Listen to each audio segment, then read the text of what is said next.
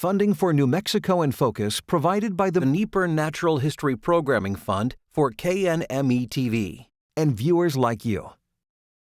This week on New Mexico in Focus, a plan to make New Mexico a hub for hydrogen power isn't going down easily, the latest attempt to revive the controversial legislation. And I'm not at all confident that we can meet any kind of short-term goals about reducing emissions.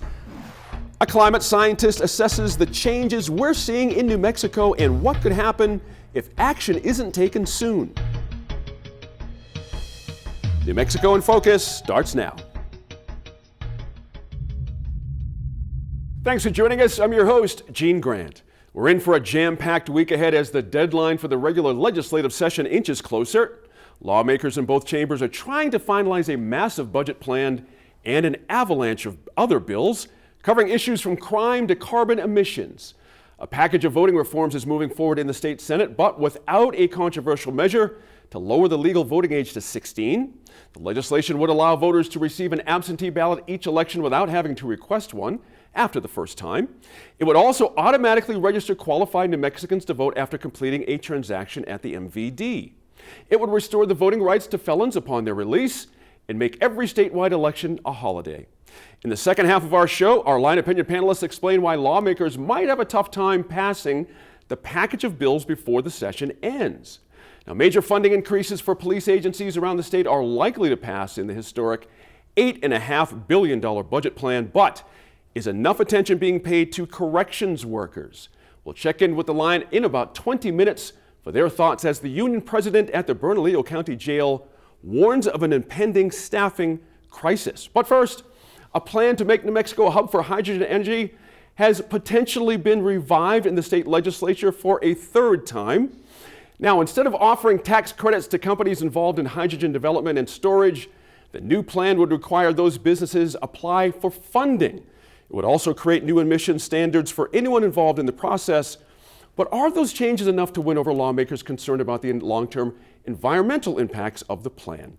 Let's get to the line. Welcome to our panelists. We're joined this week by former state representative and House Minority Whip Daniel Foley. He's right there in his garage. We love that. We're happy to welcome back Andy Lyman, reporter at New Mexico Political Report, and a big thank you to Inez Russell Gomez for pinch hitting for us this week at the last minute. Really appreciate that. Thank you all for being with us this week. Now, the Hydrogen Hub plan is back from the dead for a third time as we sit here taping on Thursday. Now, with several changes. Before we get into the meat of what's inside the bill, some of our viewers might be wondering how this proposal was able to be revived in the first place after last week's filing deadline for new legislation. Andy, big favor, could you explain how this worked and the idea of a dummy bill and how that all works? So as far as my knowledge about it is that leadership, and that means minority leadership, in both the Senate and the House, get sort of a package deal of these sort of blank bills. And it's there's usually, the title is relating to the public health and safety welfare of the state. And it sort of is just blank. And what those are used for sometimes. And we've saw this in 2013 with the quote Breaking Bad hold harmless bill. We've seen it in years since then as well, where you get past the day to introduce new legislation, and you can take that bill. It's already been introduced, right? It's already there. So you just amend it, maybe do a committee sub, and then add the meat of the bill in there. So that's how this is allowed to sort of bring back, because we are past the day to introduce new legislation. Yeah, interesting points there. Dan, you're no stranger to dummy bills and how this all works, but this new bill, House Bill 228, right? There are whoa. What do you mean? Come on. I passed like 3 bills in my entire career, and you're going to tell me I'm no stranger to dummy bills? I love it. I love it. That alien day was an extremely crucial piece of legislation for the state of New Mexico. People still talk about it to this day. However, House Bill 228 we're talking about here, no more tax credits. Instead of businesses will have to apply for that money. Very interesting change there. And there are different emission standards. These are tweaks that didn't fundamentally change the objective of the plan, but are they going to be enough to change the result and finally get this through committee at the very least?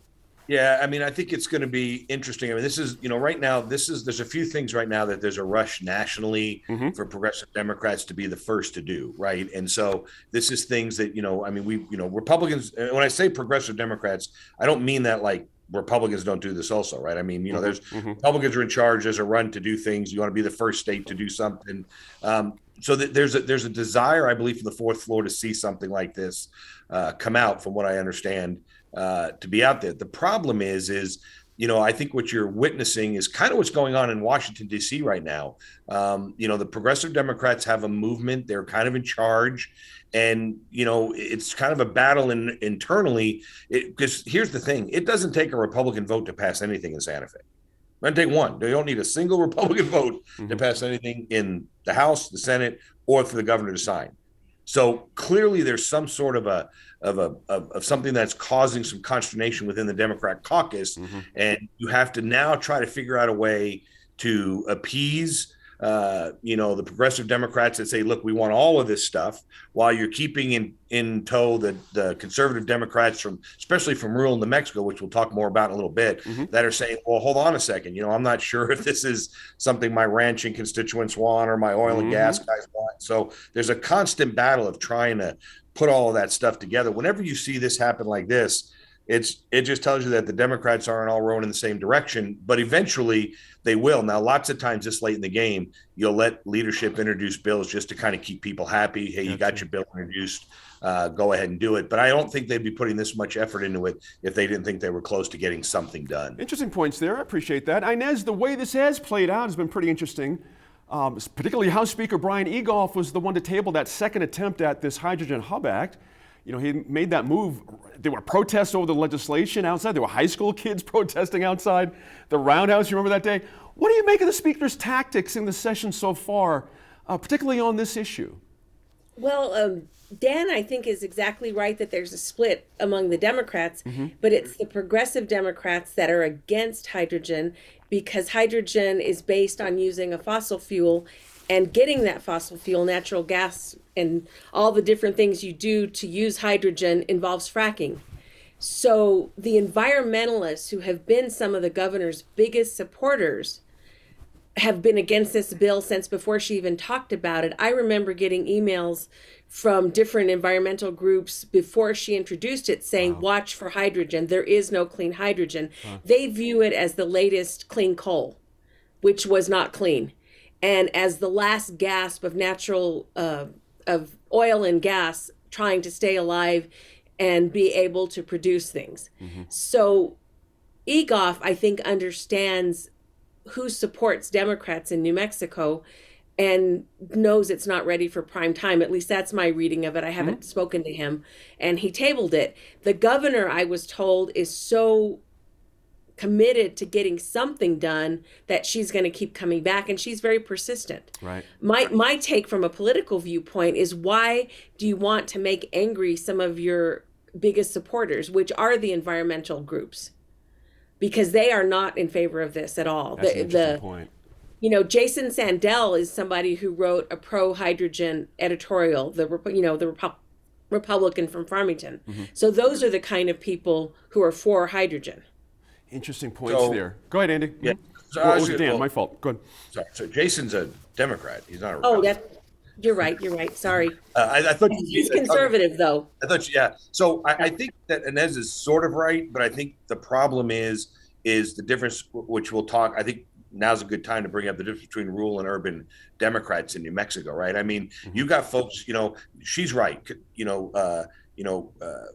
Environmentalists, liberals, progressives, really strong supporters of the Democrat Party in Albuquerque, Santa Fe, kind of getting some pockets in other places.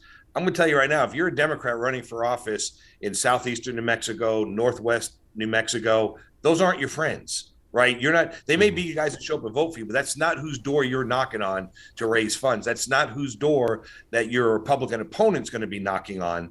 And so I think that even though that there is the discussion that can be made that the environmentalists are the friends of the Democrats. Clearly, I mean, they're not voting for Republicans. Yeah. You have a lot of Democrats that are like, hold on, I want to take the money. I want to take the votes from those guys, but I got to keep the other side happy over here because my district is 60-40 or, even because, you go anywhere from Hobbs to Roswell to Carlsbad, Artesia, you're going to be in trouble if you're a Democrat. Let me ask this of Andy. Interesting. I see you sort of watching the conversation, and given how this has been received, are there legitimate questions about how this hydrogen plan was even rolled out in the first place? I mean, did the governor and Democratic leadership give themselves any kind of runway, as Inez mentioned a second ago, to appeal to their progressive colleagues, the general public? I mean, there really wasn't much mention about this until it was right in front of us just before the session started. Yeah, I to that point, I guess it was no secret that these groups that are out there protesting now were against this before. Even Speaker Egoff has been, excuse me, sort of the target of some of these groups in previous elections, saying, and all politicians really, from these environmental groups saying, they're in the pockets of the oil and gas industry because everybody gets money from oil and gas, basically. So I don't know. That could have been. I don't know if this was a strategy, or if there was a strategy. I will say that making sort of the progressives mad on this one issue may not hurt her in November, given the fact that their options are Republicans, right? So I don't know. I know it's an interesting point there, but how does this bill mesh with the rest of the governor's climate agenda? You know what I mean? There's lots of other climate stuff on the agenda. You know, how does she reconcile all these things? They reconcile it by claiming that this is clean hydrogen and it will help us. Yeah. But the science, at least the study that people who are against it quote, show that this is 20% worse for the environment when you burn hydrogen than when you burn just regular fossil fuels. So I don't see how you balance it. To me, climate change is one of those things you're either all in or you're not. And trying to split the difference is damaging. And to Andy's point, obviously, if you're running against a person who doesn't believe climate change exists, you're going to get the support of the kind of the green community or the progressive community. But I think it's a mistake to take that for granted when you need enthusiasm to win, when your poll numbers are a little bit lagging compared to where you would like them to be. So I would urge any politician not to take their supporters for granted. Dan, real quick, we've got a Texan that owns the out in Pruitt, New Mexico. They want to flip this into a hydrogen plant. We've got a lot of Texans sniffing at this business because there's natural pipelines in Texas for all this stuff. Are we being led by the nose here on hydrogen? Do we really have a play here?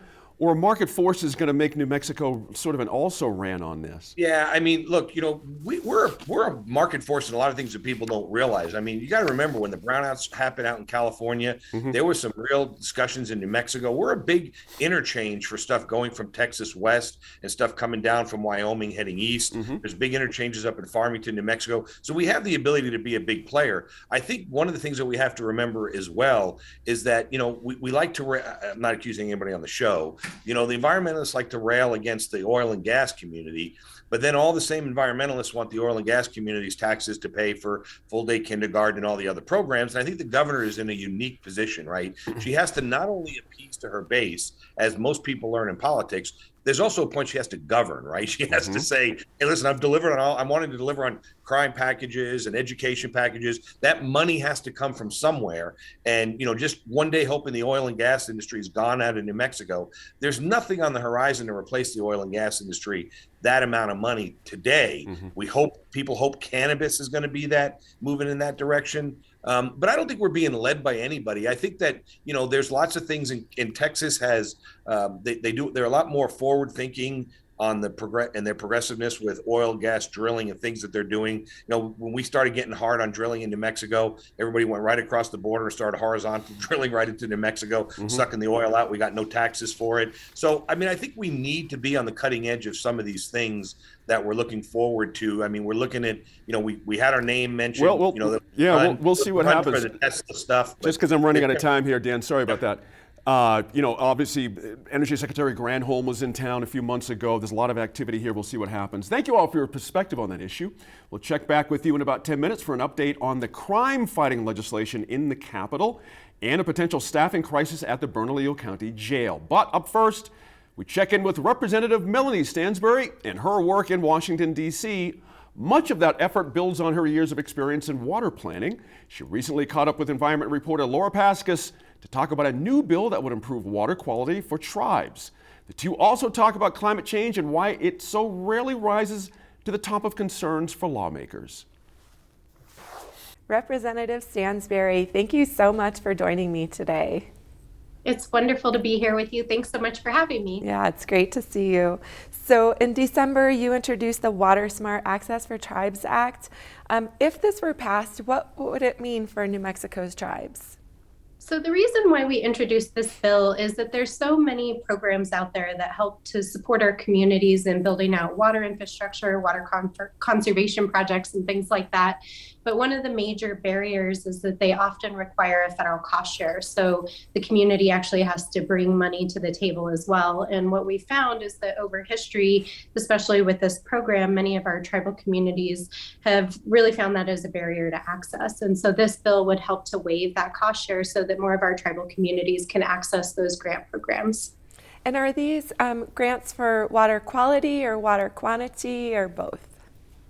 These are mostly programs through the Bureau of Reclamation's Water Smart program. And so that program helps to support especially water conservation initiatives for addressing water infrastructure needs, reducing water use, things like that. So these would be grants for whatever kind of program a tribal community would want to undertake to help improve water management locally within a tribal community. Two other bills to mention, the Infrastructure Bill and the Build Back Better Acts. What could those mean for New Mexico's water infrastructure? Well, the biggest single thing that's happened in water at the federal level over the last year is the passing of the bipartisan infrastructure bill, which happened in November, and which I was proud to support and vote in favor of. And that bill, it makes a $1.2 trillion investment in American infrastructure, including billions and billions of dollars of investments in drinking water and Western water infrastructure. And so that bill passed, it was signed into law. Our president is currently working with our agency to administer those programs. And our state has actually set up also a process by which to get those dollars on the ground. So we anticipate that because of that bill, New Mexico is going to see about $350 million in formula funding for drinking water projects, as well as possibly millions and millions of dollars for all kinds of drought and other water resilience projects. So we're working hard with the state. And as you know, our governor has appointed Mike Hammond to help support getting those dollars on the ground. And we're working very closely with our communities to inventory what kinds of projects need funding. And I'll tell you, about a week and a half ago, I joined the governor and other members of the delegation and mayors and local officials from across the state. And water and broadband really are the two top most critical infrastructure issues for our state right now. And so we know that those infrastructure dollars are going to be spent well. But the Build Back Better Act is still in front of Congress. As many of your viewers have been following, we passed it in the House in November, but it still remains to be passed in the Senate. And right now they're back at the negotiating table trying to figure out a path forward for that bill. But what's important about the Build Back Better Act is that it also includes billions of dollars for drought and climate resilience projects, especially focused on water. And in particular, I think this is important for New Mexico with so many of our rural and tribal communities, is we have hundreds of communities in New Mexico that really need investments in drinking and wastewater systems. And so the Build Back Better Act includes a tremendous amount of funding also for those really important local community water systems and resilience projects as well. So in talking about investments in infrastructure in New Mexico, our audience is familiar with climate change and water challenges. But I think sometimes when we're talking about infrastructure, we're talking about infrastructure that was built in the early to mid 20th century that are meeting most of our challenges, but maybe not meeting our challenges into the future. What kinds of investments and changes in infrastructure might we be thinking about and looking forward to that kind of meet the challenges that are coming?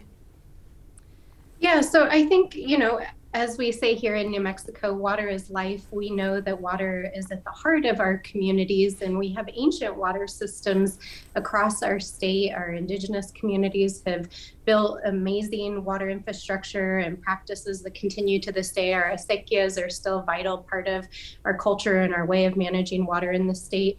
And among our traditional systems and our historic systems, we're starting to see a lot of changes because of climate change. We're seeing a reduction in snowpack. more intense storms, changes in how water is coming. And in order to adapt to those changes, we're going to have to really change the way we manage water, as well as upgrade our infrastructure so that it can respond to more extreme events and changes in our snowpack. So that's one aspect of it. Secondly, and I think you touched on this a little bit with your comments, is a lot of the infrastructure that was built in the 19th and 20th century is coming to the end of its design life. And I like to think about this in terms of similar to our electric grid.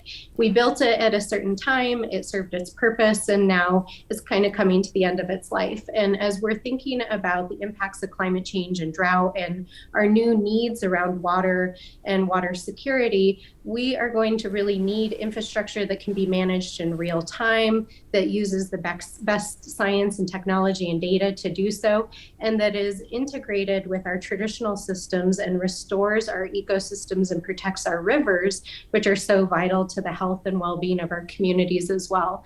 So as we're kind of thinking about rebooting on infrastructure in the 21st century, we have to really rethink the way that we address these problems on the ground. And that includes, investing in our traditional communities and the ways in which they manage water, increasing the amount of funding that we spend on data and science and real-time management, and investing in much more resilient infrastructure that mimics the ecological and traditional ways that we manage water for the health of our rivers and our ecosystems. So when it comes to climate change, I feel like so many people in New Mexico, the science is clear, we see the impacts, we know what's coming, but people often feel kind of helpless because so much action depends on policy changes that come from Congress or even the state legislature.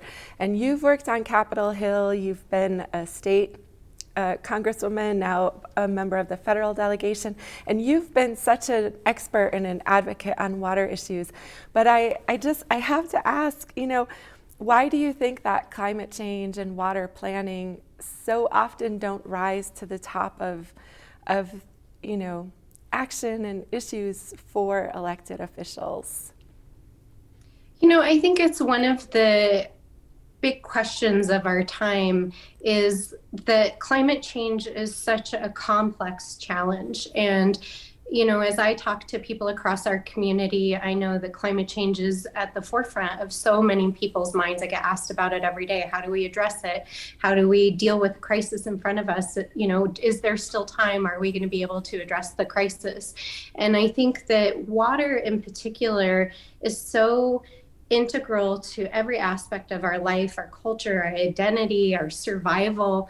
But the challenges around addressing our water needs are so complex and so intertwined with the law and infrastructure that sometimes it can feel almost too complicated to try to unpack it all. And so part of why I've spent my entire career working on water policy and water infrastructure questions is because we really need people who can get into the science and the policy and understand how all of those things are interconnected. So, when I look at the policy space and what is in front of us in terms of addressing climate change, I think it's really helpful to break it down into sort of three aspects. We have to address the climate crisis. We have to address our carbon footprint. We know that that's what we have to do to address the climate crisis itself. So that means reducing emissions and doing all of the things we can to fight it at a global level and at a local level. But we also have to address the resilience of our communities because climate change is already here. And of course, as you've reported, we are already seeing the signature of climate change, especially in our water systems here in New Mexico. And we're already seeing reduced snowpack and impacts to our rivers. And so we can't ignore the reality that climate change is already impacting our communities. So we have to focus attention also on helping our communities get through the change that's already here. And then the third aspect of addressing climate change, which I think in many ways have not really begun to tackle in a concerted way, is the economic challenge around climate change. And, here in New Mexico is a state that has long been dependent on extractive industries, really thinking about how do we chart a course towards a more diversified economy looking forward that's more sustainable for our communities. And so I think, sometimes the charge of addressing climate change and its connections to our communities is so huge, it's hard to wrap your mind around it. But when you can break it down into these different pieces, it makes it a little bit more manageable. And, we just have to keep doing the work on all three fronts. Right. Well, thank you so much for your work on all three fronts, and it was great talking with you. Thanks so much. It's wonderful to be here with you today. Funding increases for police departments across the state are on track to pass the state legislature. The goal is to hire and retain more police officers, but the union leader for another group of criminal justice workers is calling for attention too. That would be the Bernalillo County Commissioners passing an emergency resolution late last month to address the staffing shortages at the Metropolitan Detention Center. But in the week since, KOB reports 12 more corrections officers at MDC have quit. And could this reach a point, Andy, where the state might need to step in, because some of the quotes coming out of the heads of MDC are kind of scary right now? Yeah, I don't know. I mean, some of these stories have mentioned the National Guard, and we've already seen that with substitute teachers. I guess that's the kind of the obvious possibility where the state could step in, but you do get sort of this jurisdictional issue, this problem of who steps in to fix it, because it's already the Bernalillo County's job to sort of address this. Right. Inez, you're up in Santa Fe, but jails are jails, as they say. We pack a lot of people in, and we expect the criminal justice system to just deal with this, but this seems to be a real choke point, doesn't it? It does, because for one thing, we've criminalized so many things that it's not that hard to get arrested. Let's say you're a homeless person with a mental illness and you do something that lands you up in jail. Then you have to be guarded and all of the things that go with being in jail. And our trial system is overloaded. There's not enough public defenders. A recent report, I think it was the American Bar Association, found that we're 30% understaffed for the current caseload, not just whatever new might come with all these new police officers that I assume are going to be arresting people. So if you don't have public defenders and you don't have enough prosecutors and you don't have enough court time, people are going to stay in pretrial detention, and they stay usually in county jails. You don't go to prison for pretrial detention. Good point. So the system has to be fixed. The governor, is upset because her crime bills aren't being passed, and it might be a time for self-reflection to say, maybe I am introducing the wrong sorts of legislation. And what would really fix the crime system might be ensuring swift and sure punishment, which means investing in the system that does those things. Well said. Hey, Dan, is this a symptom of how we generally approach criminal justice reform? Meaning there's always talk about policing, enforcement, but the second and third half of the equation, detention and prosecution, in the court system doesn't usually get as much attention. Is that a fair statement? Is there a change in mindset that needs to happen?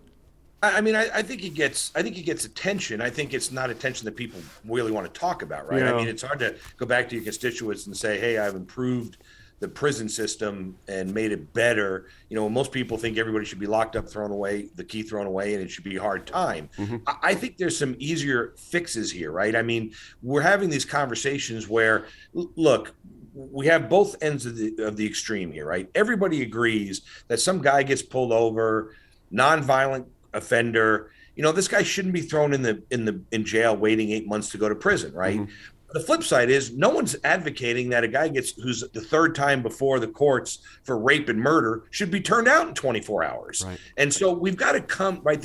We have to stop looking at this like a single piece of legislation is going to solve it. Look, I would tell you, I think there's some problems where we've lost the gift of discernment out there with these judges and with what's going on, right? I mean, you hear about these people that are committing violent crimes, multiple violent crimes, and they're back out on the streets in a few minutes. Somebody somewhere has to say, hold on a second, right? And yet we hear the story about the guy who gets pulled over, got a little bit of weed or a little bit of coke or did something stupid, and that guy disappears, like the guy down in Las Cruces that got the DUI and wound up like 2.5 years in solitary confinement. That's right. And got $40-something million from Las Cruces for that. I mean, how does that happen, right? How does some guy with a DUI wind up in jail for 2.5 years before anybody does anything? But the guy who's on his third rape is out the door in 48 seconds. Daniel, let me ask you something that Inez threw out on the table, which I find very interesting, and I'm referring to this fabulous piece by Daniel Chacon in the Santa Fe, New Mexican,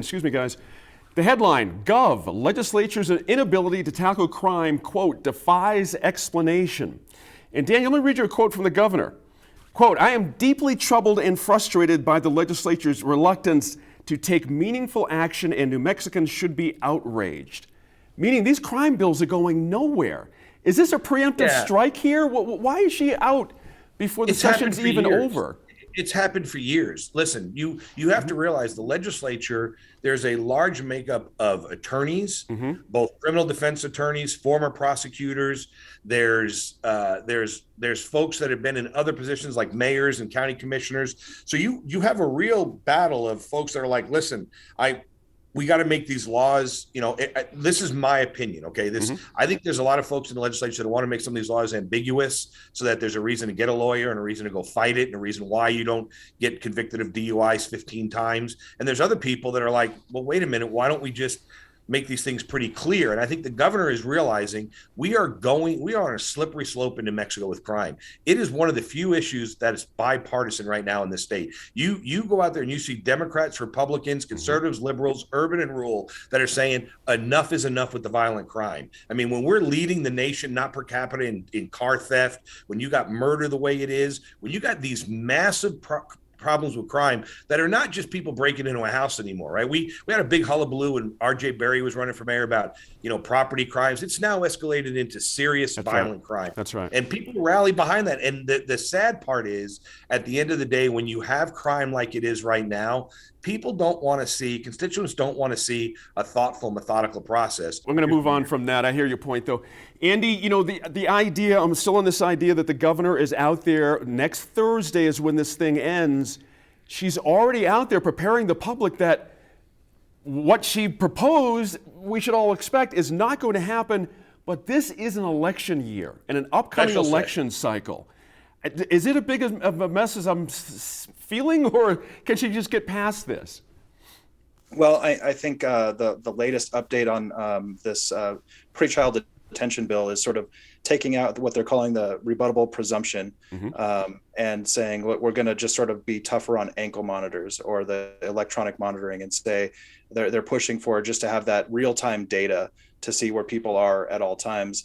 So something could get through, and it's definitely not going to be this sort of put people in jail if we think that the crime they've done is heinous enough.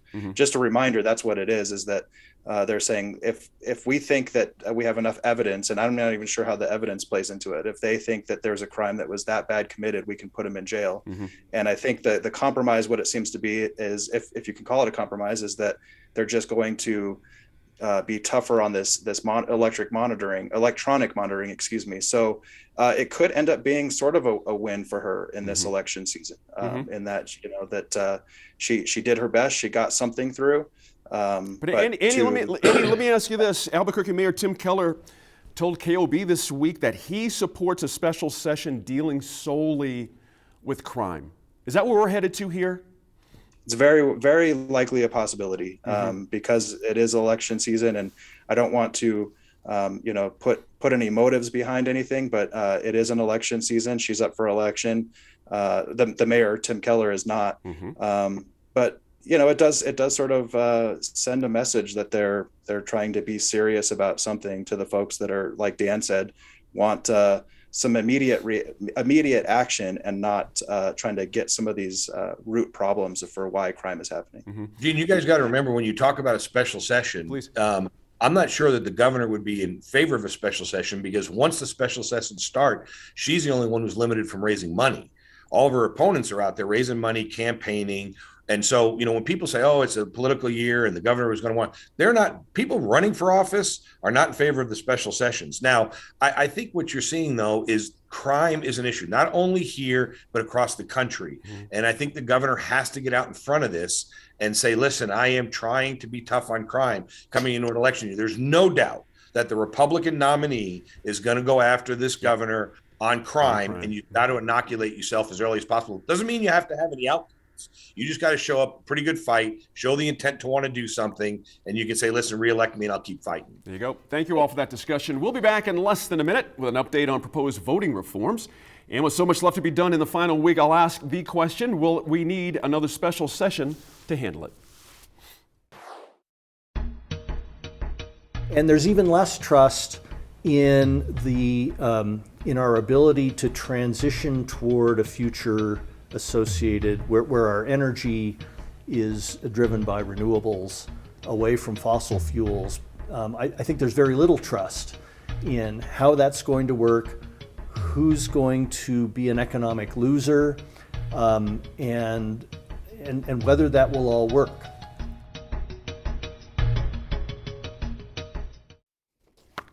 Another piece of the governor's agenda faces a difficult path forward. The Senate Rules Committee passed a bill aimed to expand voting access, but it's headed to the Judiciary Committee after concerns from some senators, including the Democratic chair, Daniel Ivey Soto. Let's welcome to the line back. I want to start with the same question we asked about hydrogen earlier, guys. Was this too much at once, Andy? Was Democratic leadership a bit too optimistic about how this would all play out? Well, I think you could probably say that for a lot of the extra issues that have been added to the special session, right? And any year that you have a long list of stuff in addition to budget stuff, you could argue, I think, that there's too big of a bite to get at. But this has also been something that the Secretary of State and the governor have sort of advocated for a while, sort of expanding some of these voter issues. Mm-hmm. I know you meant regular session there when you said special. That's okay. We got you covered there, brother. That's all right. Daniel Foley, one piece of the original proposal that was stripped out was a measure to allow 16-year-olds to vote in local elections. The minimum age in the bill has been changed to 17 if that person turns 18 by the next general. I don't want to spend too much time on this because it's past history. Smart idea, just to get rid of the 16? You know, I'm always torn by it, right? At 18, you're allowed to go to war, carry a gun, and defend the country, but you can't buy a beer. Mm-hmm. I mean, you know, at some point we got to realize, you know, that getting people involved is not necessarily a bad thing. Interesting. Inez, I love this one. A proposed constitutional amendment would allow independent voters to participate in primary elections. Hello. It fits with what Secretary of State Maggie Toulouse-Oliver told us 2 weeks ago, that her goal is to increase voting access, period. Is it that simple in this case? It's not necessarily that simple, but it makes a difference if you're a declined estate and you can go vote for your local sheriff or a local county commissioner.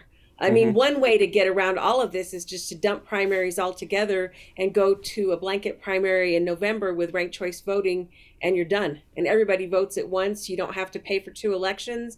You don't have to campaign twice, and you get it all done on one day with whatever early voting you decide. That's an interesting point. I wonder why that isn't part of the package. That's interesting. Hey, Dan, another bill that expands protections. I know you've talked about this on the show before, but a bill that expands protections for state election workers has already passed the entire Senate. The legislation comes after some officials, as you know, were targeted with threats of violence after the 2020 presidential. Are these bills necessary? Yeah, I mean, you know, I think at the end of the day, you know, we have to be careful, in my opinion, of passing legislation that really is trying to affect a small minority of situations that happen out there, right? Mm-hmm. I mean, threatening a worker like that. I mean, there's ample laws out there right now to go after these individuals, punish these individuals, hold these individuals accountable, and we don't use them, right? So what is another law going to do? There's reasons to go out there. You know, if I threaten to beat you up right now, there's laws that prevent me from doing that. There's laws that allow the police to come on. Now, by saying, hey, we're going to make it an even bigger crime if Dan threatens Gene, it doesn't do anything to get the police to come after it any quicker. And so I just like to see us go utilize the laws we have on the books before we start adding more laws and figuring out ways to use them. Mm-hmm. Hey, Andy, that proposal we're talking about expands these felony crimes of intimidation to include acts against employees and agents of the Secretary of State, county clerks, municipal clerks. Interesting. It's going to the House for consideration, but on Dan's point, those folks do get threatened. I mean, there's no other way to say it. It's not just the secretaries of these places. They do, and I think that you actually have seen this in many, many sessions where it's always a different sort of group of people that they want to try to protect through laws. And to Dan's point, I think some public defenders and criminal defense attorneys would actually agree with him on that we don't necessarily need more laws. There's already laws in place that make that a crime. Mm-hmm. And to sort of specialize it, they would argue that it sort of muddies the legal waters of, you know, When you start to expand hate crimes or make it a tougher penalty or a harsher penalty for assaulting a police officer, those things come up all the time. And not to say that these people, especially given the sort of the world that we live in now, right, in the past couple of years, things are really tense. So it's probably not surprising that they're bringing this up. But yes, I do think a lot of sort of criminal justice folks are saying, well, wait a minute, like to Dan's point, maybe we don't need to add more laws to the books. Gotcha. Hey guys, I'm going to start with Inez on this, but let's all take a cut at this. Let's kind of think ahead to next Thursday when this all ends. Inevitably, you know, what do you predict, Inez, is going to be on the table still that needs to be passed? What do you think could pass? We already talked about potentially a special session for crime. Kind of thinking out there a little bit. What do you predict for next Thursday when this all ends? I believe they will pass a budget. So, you know, that's a bold prediction here. I think that the payday lending, lowering the interest rates, is going to pass in some form. And I think that something hydrogen-y will at least get to the end, if not all the way. I have actually heard that the governor is considering a special session on hydrogen. She's so focused on that. And I don't know if my source was correct, but that's what I was told. I do think that something on voting rights will pass, because with the national pushback and the inability of Congress to protect voting rights, I think states have to show that they can at least carry some of the weight. So I think voting rights in some form will get all the way. And the governor said in one of her interviews that I just read that she thinks the Social Security tax cut in some form and the gross receipts tax cut still have a chance. Gotcha. Interesting points there. We didn't talk about the tax stuff that she is touting as a possibility. Andy, your thoughts again. It's hard to predict. These things are very, very difficult, but your sense of where things might be ending up by next Thursday and then beyond. I would agree with Inez. Obviously, the budget is going to come out and they're going to have that figured out. Taxes, possibly. I also think that for lack of a better term, a watered down version of these tough on crime bills will come out as much as they can. The other thing that's sort of slept on a lot, and of course it's in my purview, is there's this cannabis bill that still needs to go through quite a few stops, at least a few more stops until the end of the session. And what that does is it impacts micro producers, folks that are growing minimum of 200 right now, but they're trying to change the statute to 1,000. That's going to be a big deal if it doesn't happen, because everybody else is getting to grow more while these people would be stuck at 200. That's an interesting point. Let me stay on that for a second, Andy, because folks might be up on that and hearing, wait, 200 to 1,000? What's going on here? This is really just to stay on par, isn't it? And just have enough product out there. Yeah, they sort of for months the state has said we're not worried about shortages. Right. And then mid-January they said, well, actually we are worried about shortages for the medical folks, right? Because we as a state don't want folks to the non-medical people to buy out all the supply for people that rely on this for their medicine. And so I think without doing the micro producers, they might be able to get there. But then there's this equity problem that comes up, right? That's right. So yes, they can grow 200. Meanwhile, other people can grow more than 10,000. I mean, they're sort of cranking those numbers up for the non-micro producers. But the micro producers, that's sort of built into statute. You can't just change that through rule. So it's sort of an important thing for these folks who wanted to get their foot in the door to, like you said, 1,000, it sounds like a lot and it could produce a lot. But then when you compare 200 to 10,000, that's a huge difference. I appreciate that perspective. Daniel, we've got a minute left. What do you think about next Thursday when this all ends? What's your prediction? Yeah, as is usual, there'll be something that comes out of the end. Everybody will be hugging each other and claiming a victory. Then there'll be some people do some research, like my colleagues that are on here today, and say, wait a minute, it really wasn't as successful as you think. I think it's, the voting rights stuff. It does belong being heard in the states and not at the federal level. So we'll see what happens there. There will be a budget. There's no doubt about it. At the end of the day, I just think it's important for everybody to realize it doesn't take a Republican to pass anything in New Mexico. So as long as the D's get on the same page, they'll get what they want. That's a good point there. Thanks again to our line panel, as always, this week. Be sure to let us know what you think about any of the topics we covered on our Facebook, Twitter, or Instagram pages. Now, here's environment correspondent Laura Paskus.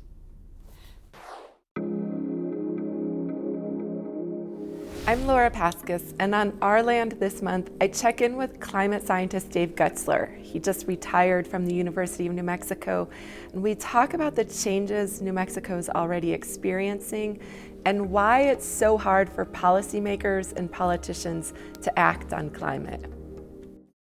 Thanks, Dr. Gutzler, for joining me today. Oh, it's quite a pleasure. Thanks for having me on. So you recently retired from UNM, where you worked with generations of students, have done decades of research.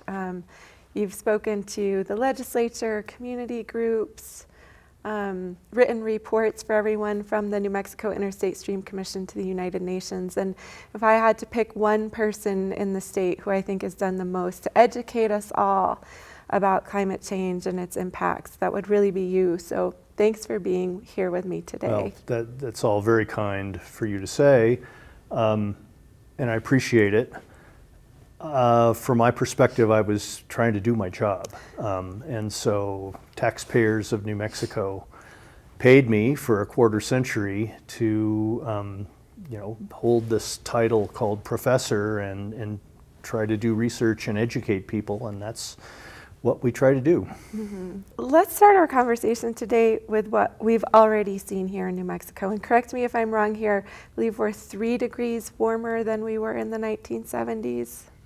Something along that. I mean, all these estimates are fairly rough. They're not precise, but that's a pretty good number. So and that's warmer enough for people to feel it. Right? I mean, people that have lived here for a few decades generally perceive that it's just not quite the same as it used to be, and we can point to all kinds of anecdotes about that. I have a photo of my kids who were small when we moved here in the mid-90s. Bundled up like crazy, like they were when we lived in Boston, to go to the balloon fiesta. And you generally don't have to dress up like that anymore, more often than not. And so just things like that have really changed. And there are many more quantitative ways to show that as well. And what are some of those big impacts that we've really seen on the landscape in the past few decades that are related to this warming? We see things like increased intensity of wildfires, which also illustrates an important point about climate change, which is that often the big impacts associated with climate change aren't standalone impacts, that climate change acts as an added stress on systems that are already stressed for other reasons. For example, because of forest management practices.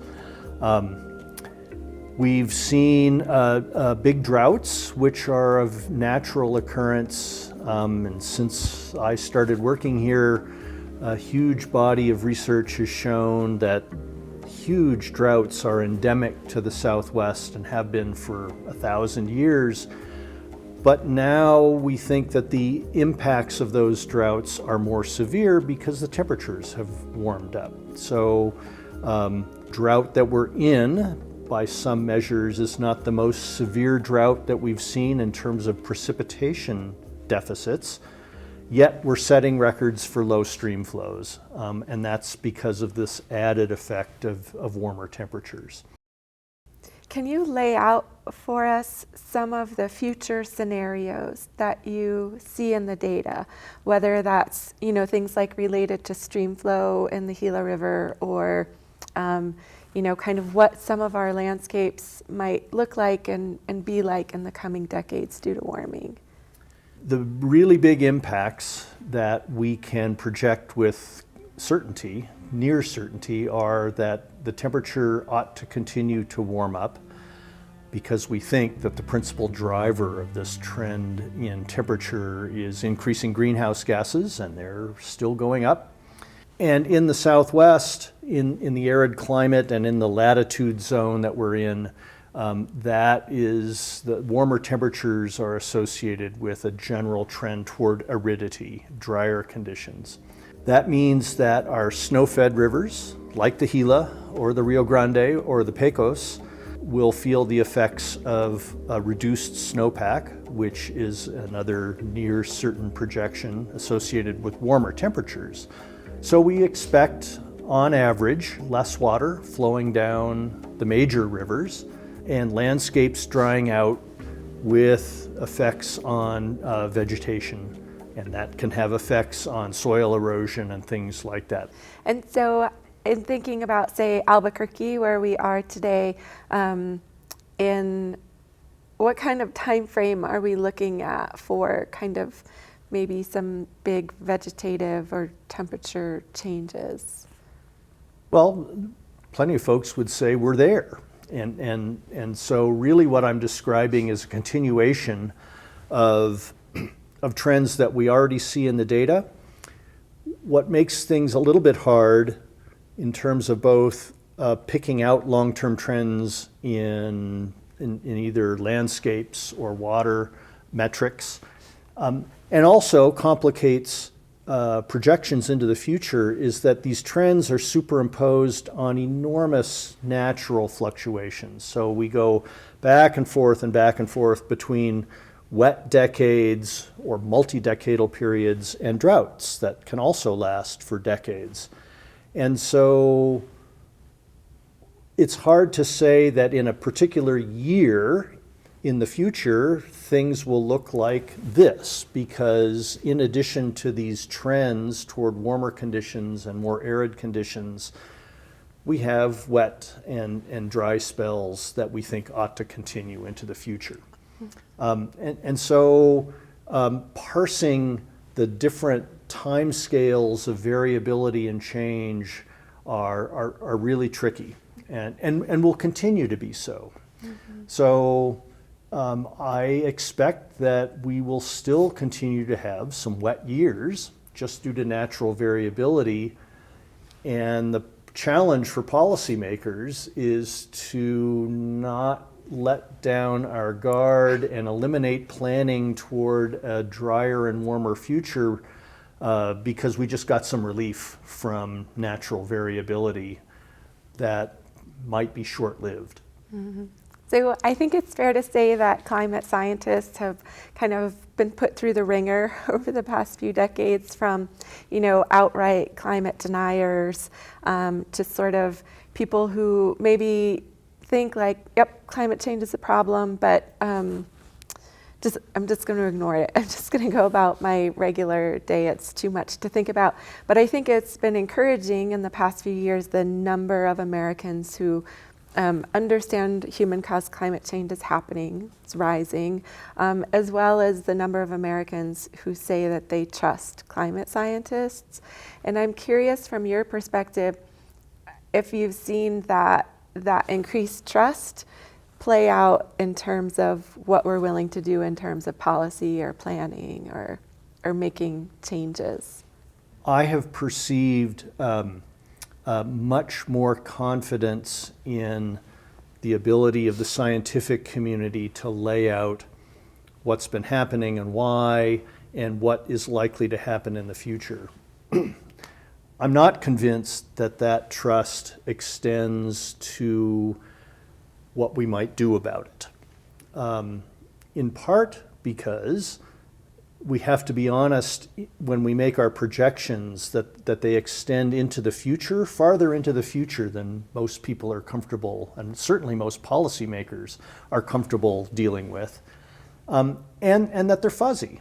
And there's even less trust in our ability to transition toward a future associated where our energy is driven by renewables, away from fossil fuels.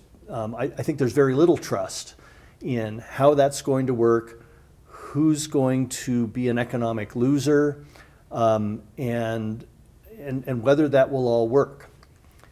I'm quite confident it will work eventually, but I'm not at all confident that we can meet any kind of short-term goals about reducing emissions or making a seamless transition away from fossil fuels, because that's hard, and the path to get from our current energy economy to one based on renewables is very fuzzy, and people don't have any significant trust that we can do it without pain.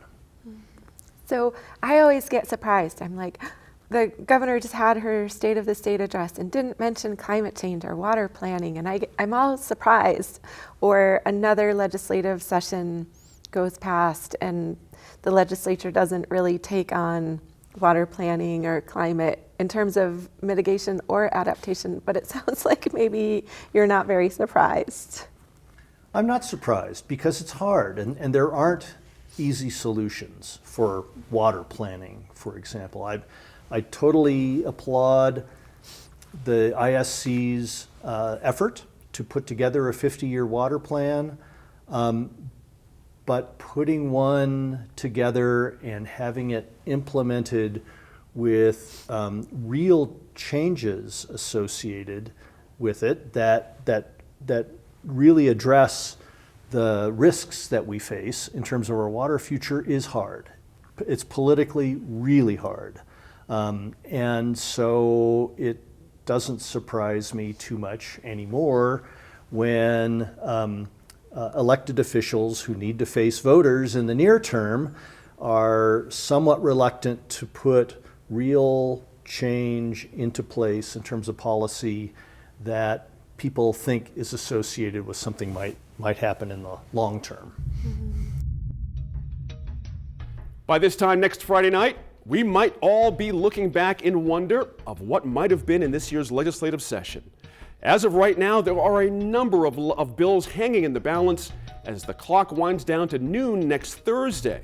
As we discussed on the show, there are plenty of good reasons to already expect a special session possibility, likely focused on crime, given the level of expectation going in and what's potentially coming out. Now, reminder, you might recall early October 2016, when then Governor Susana Martinez called for a special session just weeks before the election to fix a budget deficit. But she also asked legislators to consider 3 high-profile crime bills. Not only did none of them pass, the special unceremoniously ended after the budget was passed with none of those crime bills even being heard. Now, I mention this only to make the point that since 2016, it could be argued this legislative body has not moved any legislation on crime the average New Mexican on the street could point to that has made them feel safer. Now, we've discussed the root cause of crime here for a long time, including right here at New Mexico PBS, and the recent investments on those fronts are large and necessary, but something is still lacking from both sides of the aisle when it comes to crime. Threading the policy needle on crime prevention and deterrence, which is about human services, education, and social engineering, versus crime control, which is punishment, force, arrests, and prosecution. It's the toughest task these elected folks will face in their time up there. But given the recent track record coming out of the Roundhouse, we clearly need some new ideas. Thanks again for joining us and for staying informed and engaged. We'll see you again next week in Focus.